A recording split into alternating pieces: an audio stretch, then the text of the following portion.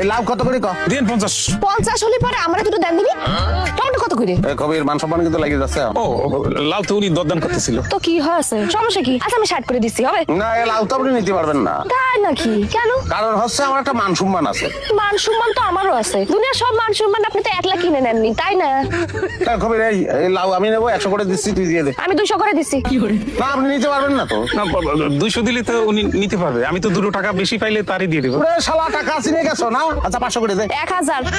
1000 হলি পরে এলাম। স্যার পকেটের অবস্থা বুঝে কিন্তু দাম করবেন, হ্যাঁ? পকেটে যদি টাকা না থাকে তাহলে পরে দরদাম করতে আসবেন না। এই ধর, এই ধর, দাসে সব দিলাম। কত? 2500। 2501। কি করতেছিস? 2500 কি করতেছিস কি তুই? ভাই মালের দাম তো অটো নিলাম উঠে গেছে। 2501, 2502। 3000। তাহলে পরে আমার ঘড়ি। না ভাই আমার ক্যাশ লাগবে ভাই, আপনার টাকা ধরেন। মান সম্মান মানে তার একারই আছে, আর কারণে।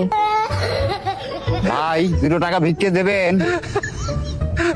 60 করে ভাই। ওই উদমগায় ঘুরতেছিলাম, তাই একজন ভিক্ষে দিয়েছে ভাই। একজন ভিক্ষে তোর এই 7 দিয়ে দিল, তো সেই একজনটাকে নামটা কও। ওই যে ফতেপুরের মন্ডল বাড়ির একজন দিয়েছে ভাই। ও ভাই বুঝতে পারিছি, আপনার শার্ট আর আমার শার্ট তো সেম সেম হয়ে গেল ভাই, তাহলে তো আমাদের মান সম্মানও সেম সেম। এই শালা কি করছিস?